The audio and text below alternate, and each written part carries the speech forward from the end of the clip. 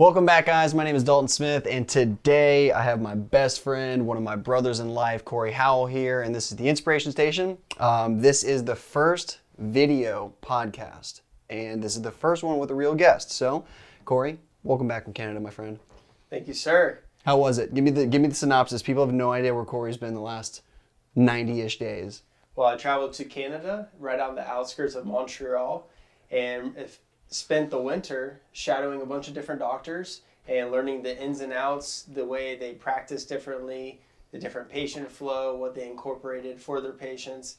And I really wanted to focus on bringing all the different methodologies, philosophies, techniques, and trying to build my own craft that's going to work best for the way I like to practice.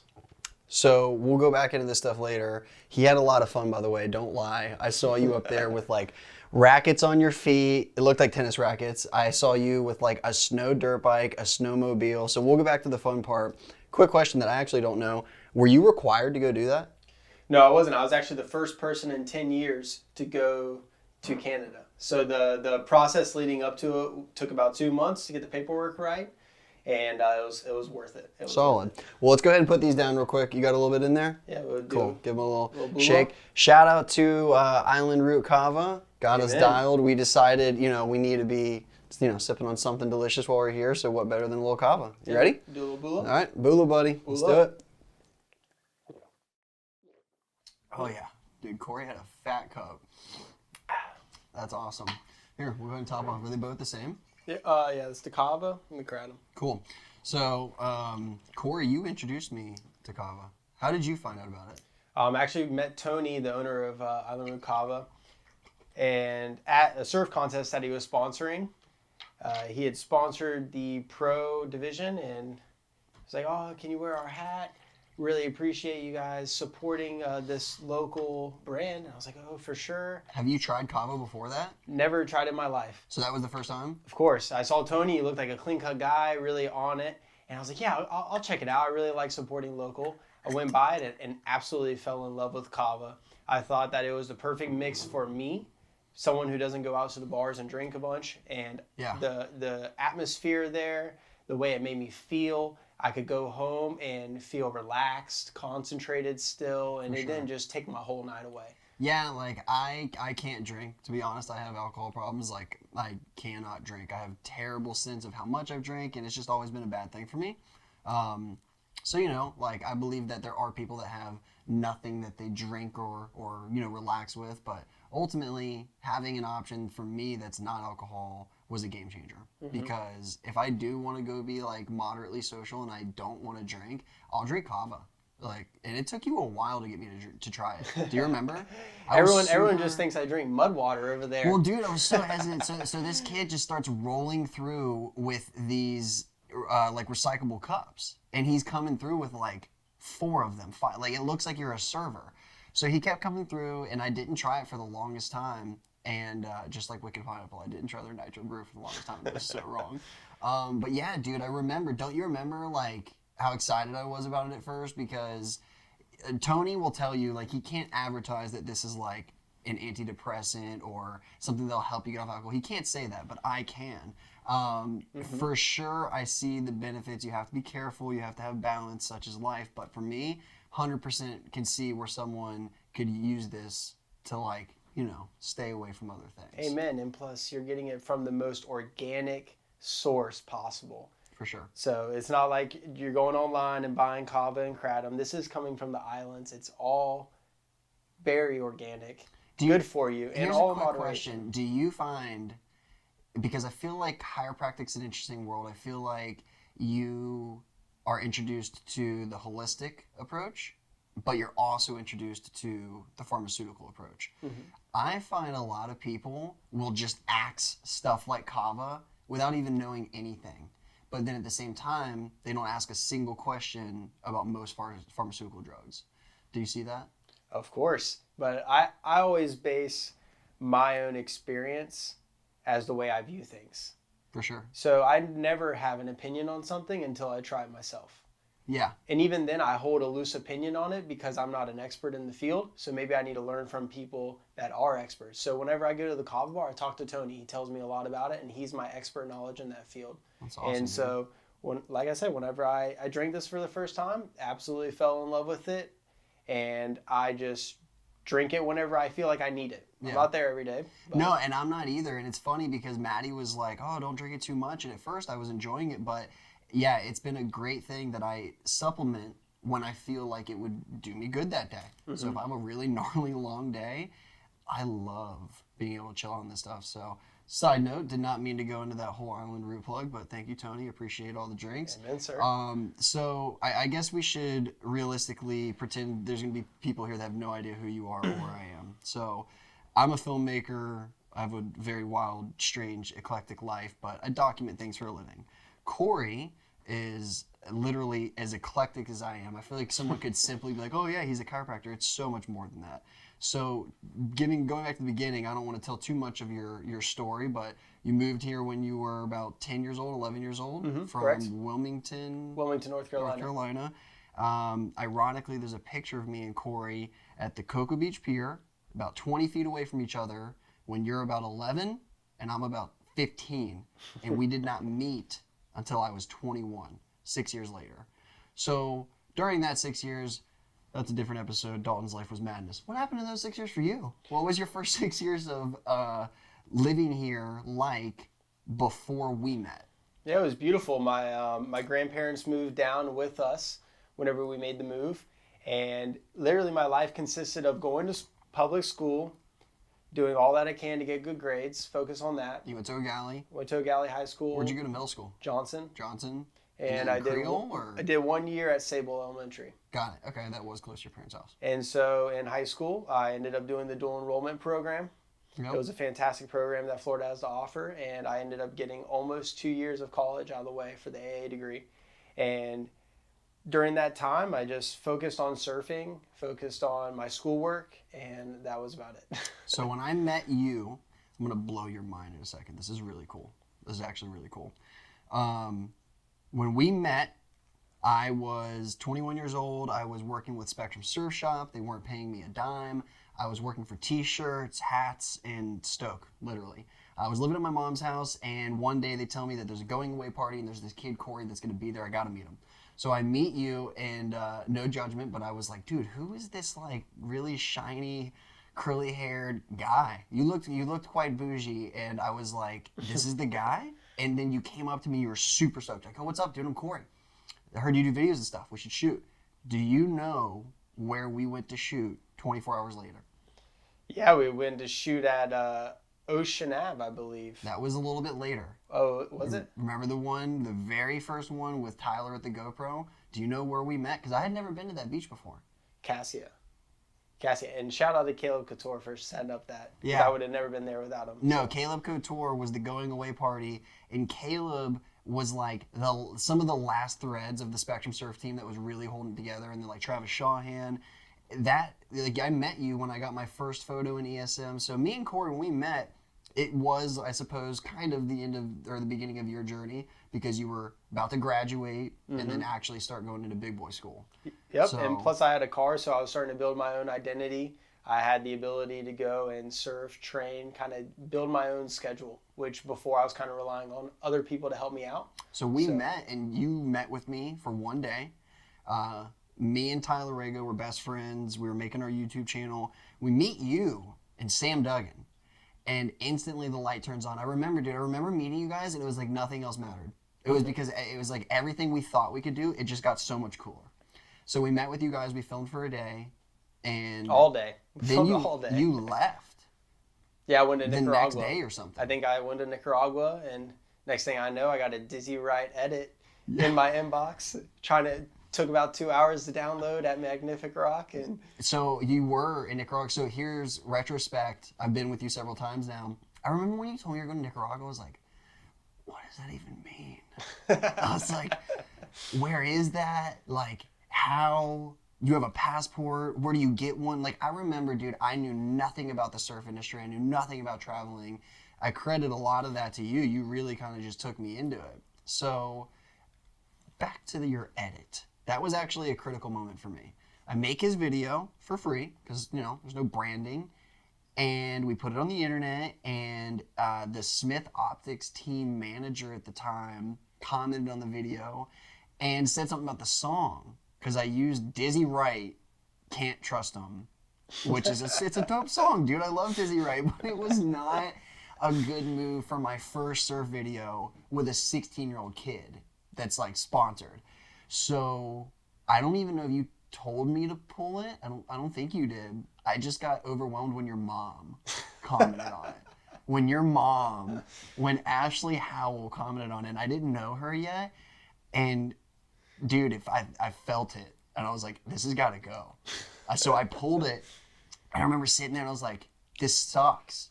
This was my chance. This kid, Corey, what do I do? So I stayed up all night long. I found a super dope song. I can't remember. It was one of those really trendy. Odessa. It was an Odessa song. And dude, sorry, Cammy and Lucy vibes. I literally had no choice but to put a new song in. So I dropped that new one in, and the next day, video blows up twice as hard. Everybody loved it. Your mom loved it. I want to say Sean commented on it. So I don't know, dude. That was crazy for me. What did it feel like for you? Because you didn't really have like a guy when I met you. Yeah, you're right.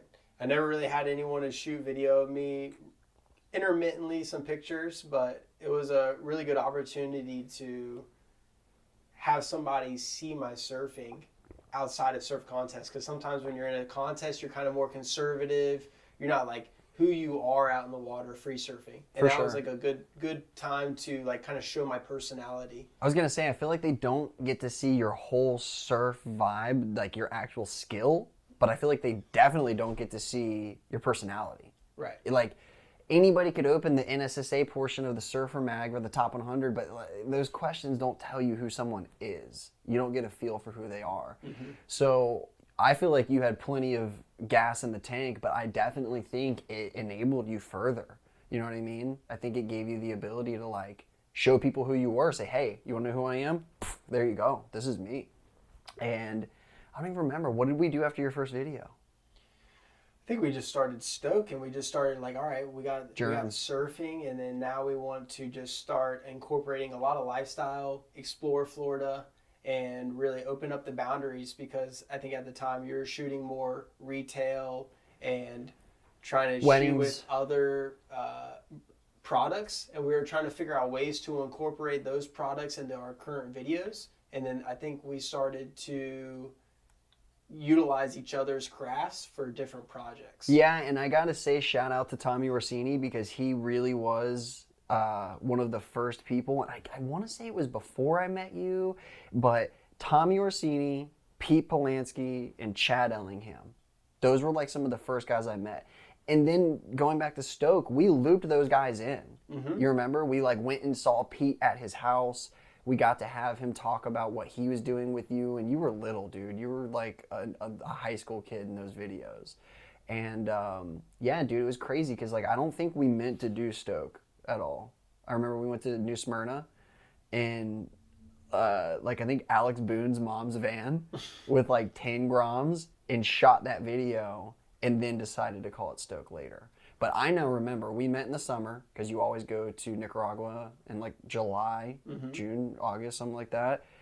We went to Puerto Rico in November, and you guys threw down. I didn't have money. Remember the mm-hmm. first trip? I think it was just me, you, and Sam. Yeah. And we stayed at Junior's Pizza. I remember in that Junior's Pizza right there by Hobos, that was the trip where we got the first billboard. That was where it really started. Yep. That very first billboard. Right. Oh my gosh. Dude, I need to like go Joe Rogan so I can like click stuff up. I'm going to have to like edit stuff in here. Dude, Corey's dropping into a left. Manta ray. Boom. Like literally, dude, within 5 feet, he drops in, he bottom turns, he's goofy foot. So you were like kind of looking away from him. And dude, he jumped directly towards you, like into the face of the wave. And I mean, bro, we called the video Rayo de Manta, which, you know, translated to manta ray. It was sick. Thought I was so clever. So anyways, dude, we leave there, we come home, we start pitching ideas to Ron Johns, we're doing videos. That was where it started though. When Ron Johns gave us the task of creating content. That first year, when Courtney Porter put us on a year, there was no Ron John team. It was me and you. We were the only. It was all about me and you. Mm-hmm. And then they saw that, wow, that we got so much video and stuff of Corey. What about all the other people? Yep. And so that's how it all morphed. It wasn't even a thought at first though for them. I think they thought like Corey and Dalton are buddies, so like let's let them do it, and it made sense. But the end of it, like, do you remember like the Suburbia one and stuff? You started doing fitness. Remember? You started doing handstands and like calisthenics and body weight workouts. Talk to me about how that first really drove you from surfing to fitness. Because I'm sure you had interest before, but I remember when that light bulb turned on and you completely shifted gears. For sure. I think I just saw that I wasn't doing as well as I wanted to in the contest. I was kind of getting a little unconfident, and I just really didn't feel like myself. And I focused on applying myself to these physical principles and really exercising. And I knew that I was doing more things that my other competitors weren't, which gave me even more confidence. But I started to see the results. And almost immediately, I never won an SSA Eastern's title in that year that I did workouts nonstop and kind of conditioned my mind. Do you remember how old you were, like when you were starting to feel this? When I got my car, because I had the freedom to do what I want, so I knew I had to make my own choices. And so that year I won four titles that year. I was like, wow, this is impactful. This is doing something for me. And then further on down the line, when I was in athletic training school, I won my first national title in SSA Nationals. And I knew it wasn't a coincidence. I had been training nonstop, and I knew it was mine before I even went there. So you saw the value of what you were doing. But listen to this. The next year, I then took the physical fitness, and then I got psychologically fit. I told myself I was going to win that next year. And I became the first person in history to ever win 2 national college men's titles back to back. While I was working as an athletic trainer on other athletes. And that was just the psychological preparation, because I told myself I was going to win. And how old are you at this time point? 21. So I sacrificed from going out during those times, like while most people were doing that. I just wanted to grind. And you would have been in Jax at this point? Mm-hmm. I remember, dude, because I didn't see you for a while, because like you were a little bit further, but dude, you were just head down. Like you were just grinding. Yeah, and plus I wanted to prove something to the West Coast that we can hold it down and we can surf well. And I wanted to inspire my teammates from UNF that they can also do well.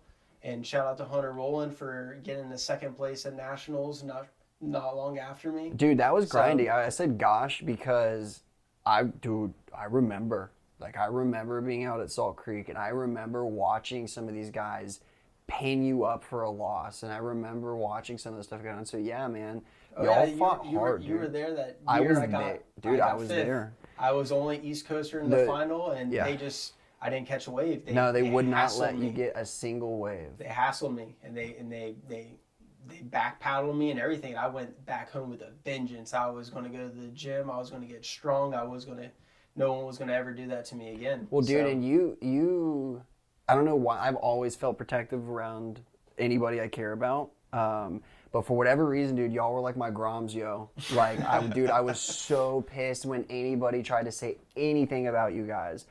And in that particular, I felt like your dad, because like that guy was getting loud on the beach, and I was like, yo, dude, it was hard for me because I'm not you, but I was with you on that journey. You know what I mean? I watched you train. I'm with you all day. And then there's just a group of people saying dumb stuff on the beach that don't know what all we're working on, Of course. Like, dude, like, as much as I was growing my craft, you were using this footage to watch yourself surf and to get better and to train harder and to go further. So I think, from you being 16 to 20, 21, so much happened, bro. Like, I mean, how many commercials did you jump in to help me? Hundreds, you know what I mean? So as many as I could, honestly, because I knew that for every opportunity I helped you, it was just another chance for me to learn something, learn about another product, learn how I could be useful. And that's, my sponsors appreciated that too, because I'm out here doing my own thing outside of surfing. Yep. So, dude, I mean, we grew together is the way I describe it. Like we would learn how to do like a new flash photo. Remember when I got my first flash and we went to Trop and we took those like hardcore like Tom Cruise photos of you? Like, yeah, man, I think that I always tell people, if people told me what I was going to go through before I went through it, I might have gotten scared. But because I was so new and I was so stoked, dude, I just had tunnel vision for the longest time. Probably until I had to move out of my mom's house and stuff got real. But transitioning, college, one of the things I know people want to talk about is like motivation. And I just yesterday or today, I think it was today, on my Facebook talked about disciplining your mind and having the ability to hold yourself accountable.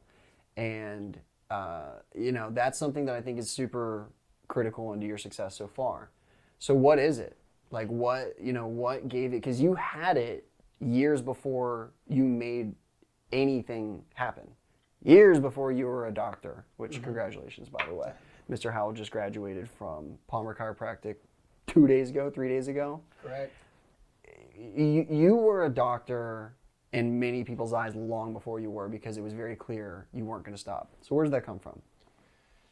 Well, I was in biology as a major at UNF, and I saw a common trend that some of the people that were my peers weren't as happy as I personally would want to be. Not saying that I would have been unhappy as a biology major, but I just didn't find that spark. And I discovered athletic training. It was great. But as I progressed, I knew there was a next step. I knew I wanted to be a PT, sports doc, something. And the head athletic trainer of the Jacksonville Jaguars, I had him come and speak to our group, but he told me one thing very important. Find your dream job, and then find the people that are doing your dream job. And that's how you're going to figure out how to get into that position. So then I was like, well, I don't even know my dream job. So then that was the magic. I had to really search and figure out. I had to shadow different people. I had to look at different professions. And I looked at a lot of different ones. And I didn't decide I was going to be a chiropractor until like 2 weeks before I graduated as an athletic trainer. Wow. And so at that position, right before that decision, what was the goal? The goal was to further my education. I wanted people I knew that what I knew was powerful. I knew that I was going to be able to change people's lives just based off of my accolades and where I'm at, who I am. But you didn't really know what the job title was going to be. No, I just knew I wanted to inspire, and I knew Corey Howell was smart enough to do anything that he set his mind to, so why not go big? So how old are you now? 25. So you're 25. When did that light switch, I'm going to be a chiropractor, happen? Like I said, 2 weeks before. So how old were you then? I think like 22, 21, 22. Because, this has been, what, a 3-year journey for you for chiro? Mm-hmm. And I'll take you to the exact moment where I knew I was going to be a chiro. I was working as an athletic trainer for the university's basketball team. Okay. And I just saw their faces light up when they said that, hey, our chiropractor is going to come in and take care of you guys. And they were like super happy. Here I am taking care of them like a dog, doing the best I can to help them out. And they're happy to see me, but their reception of seeing this guy was just like superb. So I was like, yeah, I'll come in. And they invited me to come with them and see what was going on. So I did. The guy was super laid back, and he had a good lifestyle. And I went to another chiro, and then another chiro, saw the same thing. All of them practiced differently, but they had one common thing. Their patients loved them. And I said, I want to be helpful. I want to help people. And I want to have that same reception. I want people to be ecstatic and happy, grateful when they see me. Yeah. Not because they have to see me because of an injury. I mean, if you're injured, by all means, come. I would love to help you. But I want to be there for everybody. Because there's something everybody can learn or work on. And I just wanted to be that person. No, that's cool, man, because a lot of people don't ask those questions. They're like, okay, I want to do something in the medical field. They choose, they get a job, and then it might not be what speaks to them. You know what I mean? There's nothing wrong with that. Chiropractic school was like a 3-year journey for you. Mm-hmm. And you were in St. Aug for the whole time, or not St. Aug, Smyrna. Yep. Yeah, so I guess briefly talk to me about that final chapter before, getting into this new chapter of your life. So you're starting chiropractic school. You've now relocated from Jacksonville to there, or from here to there. How did that transition go? Yeah, so I first moved to New Smyrna for my start of the chiropractic school. And I stayed with Michael Dunphy. Had a great opportunity living there and meeting a bunch of other pro athletes that were coming there.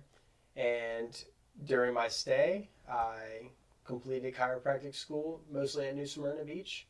You surfed quite a bit. Yeah, I was surfing nonstop. What a great lifestyle, right? No, Going to school, get to surf. Did you surf more during that phase of your life than you did in the other years of schoolwork and Jackson stuff? I would say it's just probably half and half. Yeah. I mean, because when you're in school, it's very demanding. You're clicking through thousands of slides, pumping and dumping a lot of information, trying to hold on to the things that really captivate your attention. And so what I've always liked about surfing, and it's just my way of balancing out the stress and getting away from everything.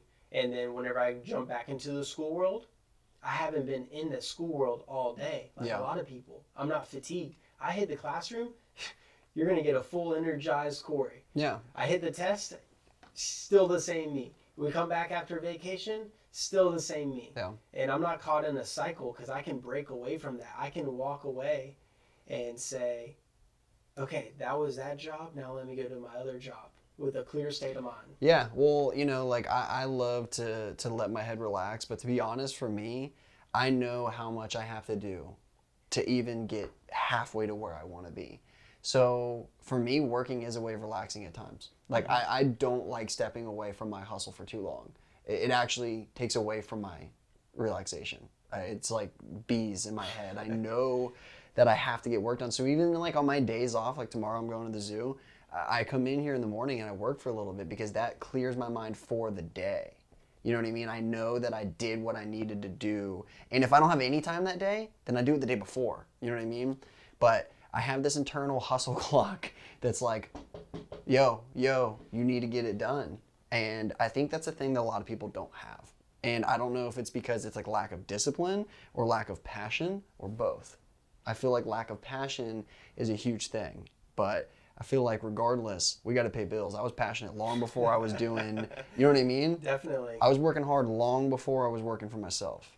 It also just depends on what your goals are. I think a lot of people don't actually set some realistic goals. Maybe they just have a really vague goal. Yeah. And for me, I've had very specific goals because there's, with school, you got certain requirements you have to obtain. With surfing, you got a certain contest you're going to. And so for me, I'm a pretty goal-oriented person. I would say I need to know where I'm going. Yeah. And I feel like most people are like that. But it's challenging. It's hard to set goals. It's vulnerable. You got to kind of open up and see like what you want to do. Do you have like a widespread plethora of goals, like long, short, shorter, longer? Widespread, not really in the short or long-term aspect. I'm currently in a chiropractic success academy because I need somebody to push me to learn about those things and force me to discover those goals. But I have goals in a lot of different areas, I would say. I have goals in my health. I have goals in my growing plants. I have goals with chiropractic, with surfing, with... I would imagine you have 1,000 lists. Personal relationships. I have a lot of goals. And you list these things out, I'm assuming. Yeah, loosely. Well, the reason I say this is because I have whiteboards on every wall in this room, and you're a huge reason for that. You got me writing stuff very early on. And I mean, dude, you've given me goal journals and all kinds of stuff. And it was funny because at first it was like, okay, I see why we do this, but then it turned into like a tool. Like if I don't have my whiteboards, I'm pissed. I'm broken. I gotta and there's levels to them, and the organization makes me feel super in control. It gives me like sight into the fog. I can see where I'm going a little bit. And you can relinquish your mind. Once you write that idea down, it's there. Just go back to it. Yeah. Get it off your mind. Just write it down. Don't forget it. And then just do the goal. Get it done. And get it once you get all your goals done, just throw away the paper. The goal's done. It's achieved. Yeah. We just want to progress our personal selves, whatever it may be. You see that list behind you? So, see the house? storage room curtains, storage racks. Those have both been up there for like 60 days. This morning I was like, I am tired of reading it. Got it done. And my new thing that is really big for me is finding those long overdue to-dos and getting them done. And it's funny because usually they're stupid stuff. It might not be this big extravagant thing or whatever, but yeah, just this morning I was talking about, in a way, being addicted to micro successes.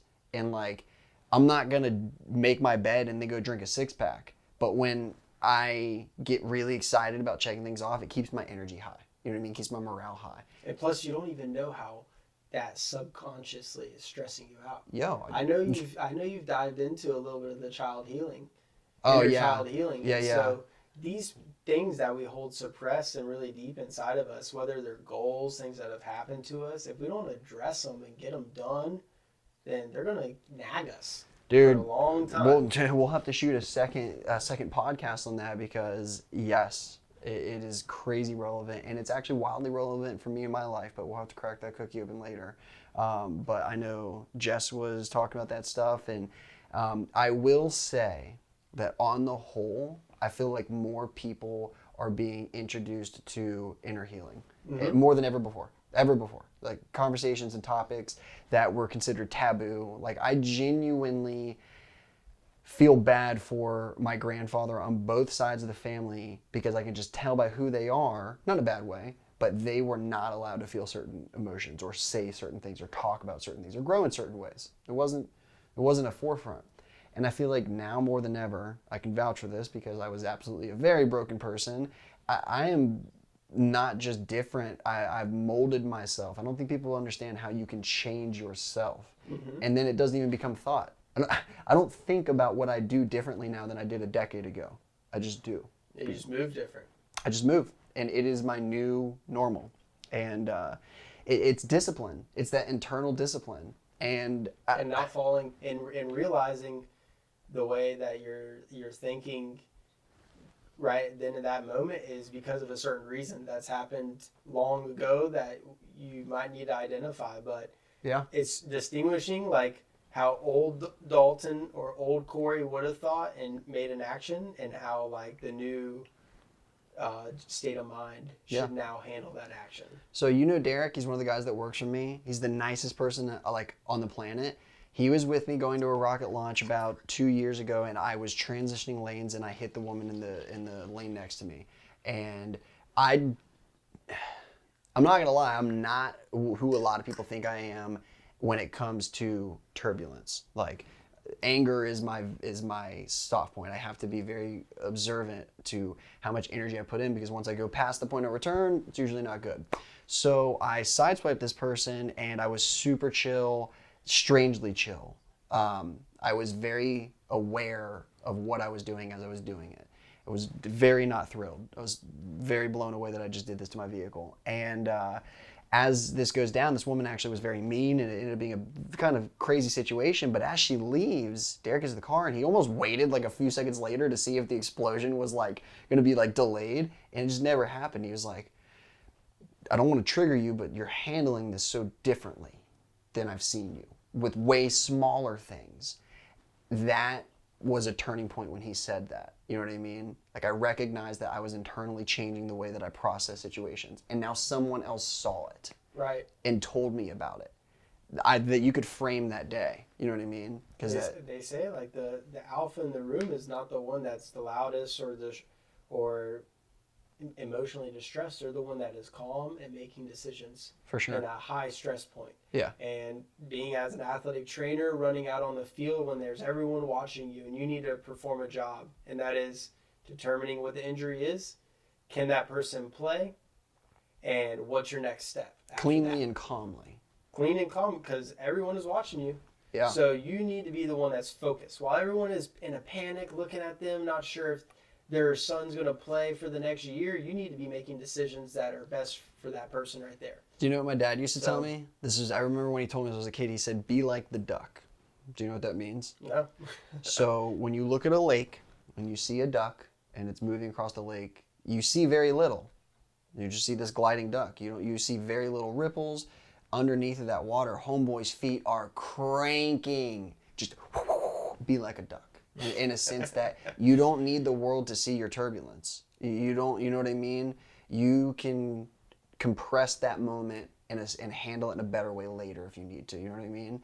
And that always sat with me, because as a guy, as a man, whatever, you know, it's very easy to feel the desire to handle situations and you're fully convinced that you're doing some kind of magnitude and you're not. So that was a big thing for me, was just, you know, kind of harnessing situations. But moving forward, you know, chiropractic school, you know, for me, I feel like I was anticipating your graduation for like a decade because you were been in school forever. So I'm gonna put you into a pretty transitional part of your life, which was Nicaragua a couple years ago. So how did your life change in Nicaragua unexpectedly and abruptly? Because your life changed a lot, and you don't have to, you know, you can go wherever direction you want with that, but your life changed quite a bit. Mm-hmm. And it changed your location and many things. So, you know, what's changed with your life over the last few years, and how has that played into your hustle and your motivation and everything? Yeah, so I met my girlfriend on New Year's Day. Was it on New Year's Day? It was on the afternoon of New Year's Day. So January 1st, 2018. 2018. Okay. So I guess go ahead and progress through just kind of like the beginning chapters. Yeah, so we met and we had a great time. I ended up teaching her how to surf, and we just really clicked. She was into the same things that I was into, and we were both actively growing at the time. And after we left Nicaragua, she came back to New Smyrna, and she was like, hey, I would love to spend my 30th birthday with you.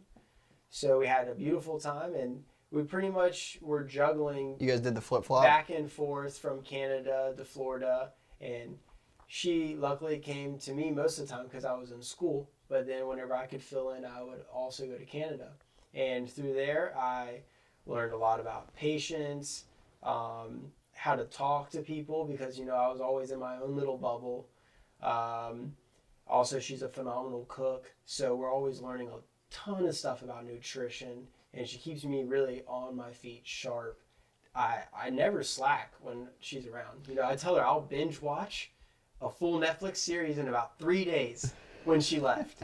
But then when she's there, I'll never open Netflix because I'm like, I'm not embarrassed, but like I want her to see me as a grinder. Like I want her to see that this boy works and he's working on himself constantly. So I will do everything that I can to be the best version of me, especially while she's around, which is good fuel for me because it's not like I'm trying to be somebody else. I'm not. Yeah. But you definitely need somebody that's going to be pushing you in the right direction. Yeah, and holding you accountable in your way. So take note, people, either side of the fence, you know, you can't require certain things from people, but at a bare minimum, your person should make you better. Definitely. That's a very simple, I would almost say, requirement, because people are vulnerable. And so I tell Madison this all the time. I tell her that God forbid, a number of things could happen. Life is crazy. She has to be independent on her own. It's terrible enough that anything could happen to me or her. God forbid that her value is only in me. And a lot of people live like that, you know? So to have two independently strong people that have their own value, that can increase each other's value, make their shittier days not so shitty, make their good days the best days you've ever had. That goes to fun and the realistic part of life, which is surviving and thriving, you know? And I didn't want to put you too much in the blast there. No. And I'm super lucky enough that we operate the same. We like to go to the bed at the same time. We like to eat healthy. We love to always be hydrated, but we're also opposites in our skill sets. Yeah. So she appreciates what I do in my craft, and she loves to learn what I'm doing, but she's in the construction world. Yeah. And there's so many things that I don't know construction-wise that I'm always constantly learning from her. She speaks 4 different languages. I only speak 2, a little bit of Spanish and English. So now I'm getting the opportunity to learn French. And you're learning those things from each other. Exactly. Yeah. And so we get to play off of each other's strengths to make our weaknesses more strengths. Well, dude, don't take this the wrong way, bro, but I feel like some mileage, some relationship mileage was something that you were missing. And not that you did anything wrong. I've been trying to fall in love since I was 5 years old. So I've been through a lot of relationships. Some, I at times almost wonder if I was making it more than it was because it was what I wanted. But the point is, dude, that, that was something that was going to be introduced in your life at some point or another. And I, for one, was very intrigued to see what it would do with you. And it did change your life a lot. You know what I mean?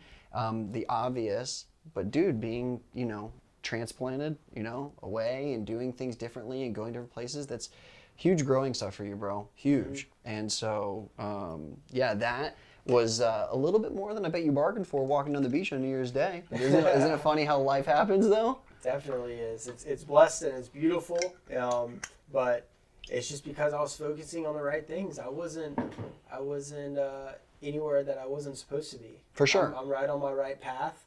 I've had a lot of other crazy scenarios that have fallen right in its perfect place, which keeps reminding me that I'm doing the correct thing. I just need to keep moving forward and focus on that. Yeah. Well, and I'm going to circle you back to 3 months after you and Jess met.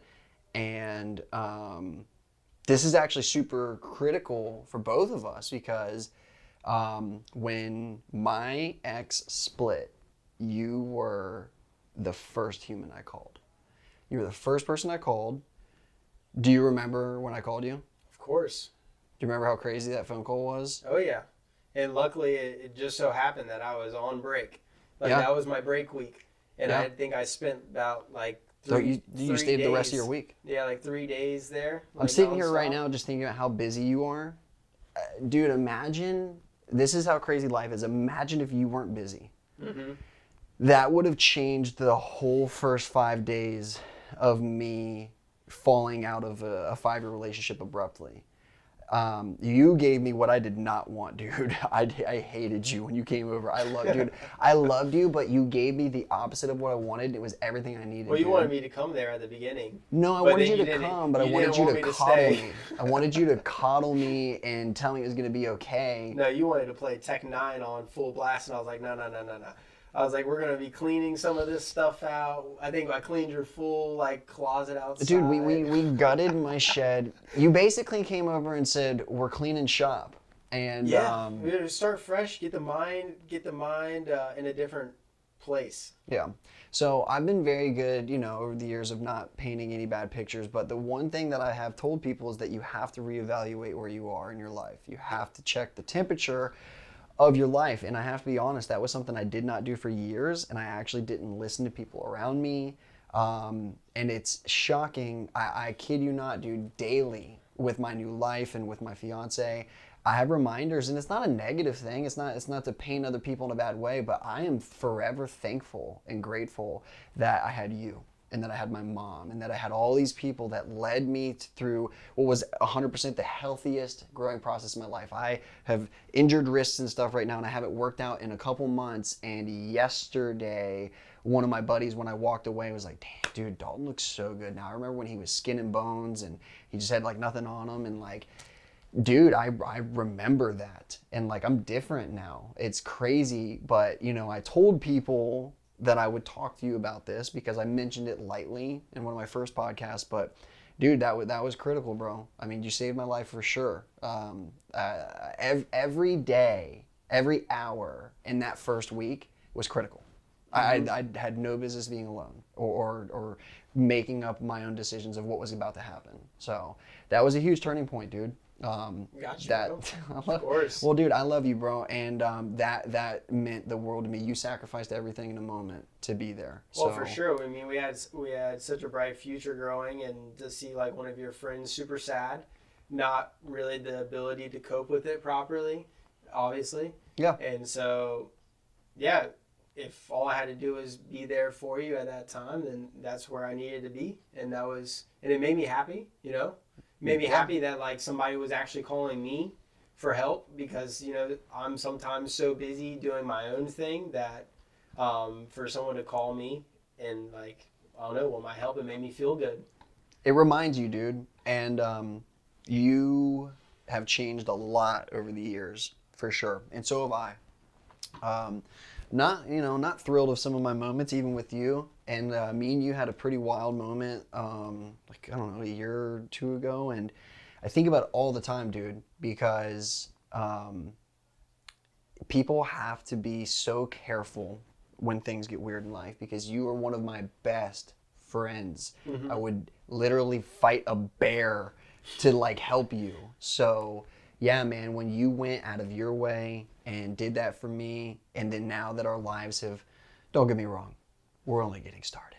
But to see things in, I don't know how to describe it. It's far from a plateau, but I feel like we're able to do this. We're able to sit down and kind of soak in the last close to 10 years. Yeah, because now, you got an established business and you got a nice little rhythm going, and now it's my turn. I've been working so hard behind the scenes, like traveling from doctor to doctor, learning, going to seminars, learning all these different techniques, and this whole time I've been having to keep it behind closed doors because I can only really work in the clinic, but the clinic's still limiting because it doesn't have the equipment I want, it doesn't have the time schedule that I want. And now I'm just so happy and feel so fortunate that now I can have my own freedom of expression and start to fall in my own rhythm. Yeah. Because this whole time, I'm traveling here, traveling there, and, not making money is a little bit frustrating when you got so much talent build up. And now I'm just really excited to be doing something I'm very passionate in, which is, like, I'm very stoked to win the James Burkle Award for graduating, which is for passion of chiropractic. Yeah, and dude. just passion of like what you do. And congrats on that, bro. That's huge. Thank you. And you've won several achievement awards just like that in different realms. Yeah, because I love what I do. Every time I step away and I come back to it, I love it. And I try to pay homage to the people that introduce me to things. I tell people that may not get as much appreciative feedback, that like I see the work that they're doing. I try to acknowledge the high and low people and learn about what they're doing, so then maybe in the future I understand where they come from. And and I'm blessed to just be in the 321 because this is my place. Yeah, dude, I'm stoked you're back, bro. So let's wrap this thing up. Let's talk about where you're at right now and where's the future at, because you just graduated. I got gummies in my pocket. Sorry. You just graduated. This is major. This is hands down a pivotal moment. And to be frank, dude, you got the sauce. And I'll be honest, I got my own flavor of sauce as well. And I say that with confidence because there's a lot of people that do chiropractic work, but that doesn't matter to me. There's a lot of people with cameras. That does not matter to me. So we already know who you are and what you do, but what do you want to do? And I already know part of this plan, but as much as you want to, let the world know, what is the Corey Howell plan after this? For sure. It's important to know because a lot of people are asking me, when can they come see me? Where am I going to go work? Who am I going to go work for? For me personally, I think that I've shadowed enough people that I have the ability to do my own craft. And by doing that, I'm going to end up opening my own business in the 321. Yep. I don't know exactly where at yet, but I'm aiming for July, August.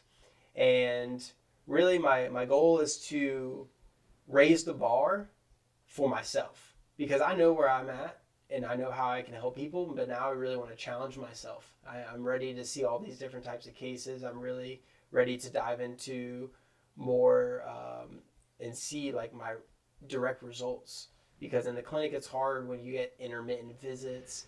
It's hard to gauge kind of where you're at and how your results are. Exactly. So my primary goal right now is to start gearing up for my clinic that I'm going to open. I got a brand new chiropractic table. I bought a shockwave machine out in Canada. I was shadowing a doctor who studies in postural examinations, which is very rare. So I'm really going to just focus on tying all these things into each other and providing just the best health care that I think I can provide. I know a lot of people do a lot of different things, and I really support all the different professions out there. I believe doing something is better than doing nothing at all. For sure. That's what I always tell people. Well, there's meant to be more than one person, and there's meant to be levels, and there's meant to be realms. People sometimes try to poke the bear, and they're like, what do you think about this and what do you think about that? One, I never have an opinion until I try myself. Two, everyone fits into this world. Everyone has a job, and doing something is better than doing nothing in my book. Yeah. So for me, I'm going to open that, and then I got a couple other things in the works that I want to release in the next coming years, but That's awesome, dude. let that simmer. Well, I just realized that me and you have something really similar in common. Doing a lot of things can fight against you or it can help you. And I absolutely think in your world it's helped you.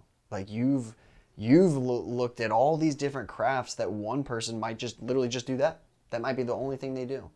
And you've allowed it to broaden your horizons. Mm-hmm. Like I already know that once you have your own place and you expand it, you're going to look at every single option and bell and whistle to be able to build upon what you do and expand it. It's just like me, like doing studio work one day and doing aviation work the next day and doing a wedding the next day. You have the ability to adapt. And just last night I was talking to someone about you and I was telling them how I think once you open and you get established, more than 50% of your clientele is not going to be us. It's not going to be the bros and surfers. I think you're going to end up getting so good at what you do as a whole, as like a profession, that you're going to bring in this slew of people with regular day-to-day needs and desires that have no idea who the shred doctor is, that has no idea who Corey Howell is. Right. And then from there, you're going to see something you like and you're going to have an idea and it's going to open some other freaking door that you did not plan for. And I already know that because that's how you got here so far. It's exciting because one thing I know about both of us is if a wall presents itself, we will build a ramp, literally. And so 2020 was a ramp for me. It became a good thing. And I know that as soon as you get set up and get the ball rolling, I'm just excited, dude. It feels like I'm excited everything to have was... you in my corner because we're going to have a beautiful video line. Yeah, buddy. Sure. Well, dude, it feels like everything's been concept for you so far. You're just still been like, you've been getting like pieces of paper and they're like, yeah, good job. But like, dude, you're still in school, you're still pushing. But now you're free from them. It's you. Now it's not, once I get through with this, I go to that school. You're ready. Mm-hmm. And so now I feel like is like your ground zero. And the cool thing is that, dude, you have so many people that already know what you do, follow what you do, and are eager to see what you do, and you haven't even started. Yeah, it's amazing. And I love just being who I am because I hope I inspired a bunch of other surfers, any kid really, that they can really just do the sport or they can do whatever they're interested in and then still have an education and try to focus on something that they really find passionate because there is time to do all that. And actually having hobbies like that are going to keep you out of trouble. Yeah, dude. Well, we both broke the mold in completely different ways. I was a high school dropout. It just didn't work for me. But then I had many, many changes and opportunities to blow that. And so you went through college and everything, but you are not taking a standard out route. Most people are not going to be taking the path that you're taking. But I think it's because it's Corey. It's you, dude. And all the mentors that have helped me through the way. I mean, I've had goals of meeting some of these people that I see as legends, icons, and then trying to once meet them and then realize, oh crap, they want to be my friend. And yeah. I actually have something that they want from me. And which, whatever that may be, skill set, whatever, but I have a place in this world and I just want to make it better. Well, dude, you just graduated, and I hate name dropping, but I'm completely fine doing it for Corey. You worked on Kelly's still fresh foot. Kelly Slater's still kind of dicey foot. Really, there's just such a standard of care that you need to provide to these people, and it really teaches you how to work the most efficient way possible while delivering the best self that you have. Yeah, dude, and these guys trust you with their body, mm-hmm. and then you get their feedback and their advice. And I've always told people, regular experience being if I were to just do something by myself, like it's real time. But when you get to work with someone like Kelly, or it's like these pro athletes or these chiropractors, dude, I feel like it's like time and a half. Mm-hmm. Like literally, you're absorbing so much information in such a condensed period of time. It's invaluable. Yep, and just take your time. You don't have to run 1,000,000 miles an hour to be effective. Just take your time. Admit when you don't really know something is out of your scope, but really focus on what you're good at. And just try to excel at that. People are going to see that you care for them, that you want the best interest for them, and just deliver. Try to be as consistent as possible, and just make a difference. Well, I guess last question, because I'm sure somebody's going to wonder. So, excluding your profession, what are your goals surfing wise, I guess, for the future? You're obviously always going to surf, but, what do you see yourself doing? Do you see yourself like still, pursuing trips to locations, and kind of like where do you see your surf world going? Definitely. I mean, it's a good question because I still am competing a lot. I'm still training, and I would really like to win a pro contest as a doctor. I think that would be the testament of time right there. I'm still super fit. I don't have no quit in me yet. I feel better, honestly, than I ever have in my life. That's awesome, dude. And so I'm just going to keep pushing. I'm going to keep doing surf trips. Maybe I'm not going to be surfing 3 times a day, 5 days straight. I'm going to be a little bit more sophisticated now with my knowledge. But I'm going to keep surfing for as long as I can. I'm going to keep providing what my sponsors need for as long as I can. And I'm just going to keep showing up every day. Killing it, dude. Well, I think that is it. I hope you guys enjoyed this. If there's any questions that I did not bestow upon Mr. Howell, I promise you he will be back on here again. Dude, thank you, bro. I think the people needed this. I love doing it. You're a legend, bro. Thank you for coming and doing it. Appreciate you having me on the Inspiration Station. Anytime, dude. You want to kill these things?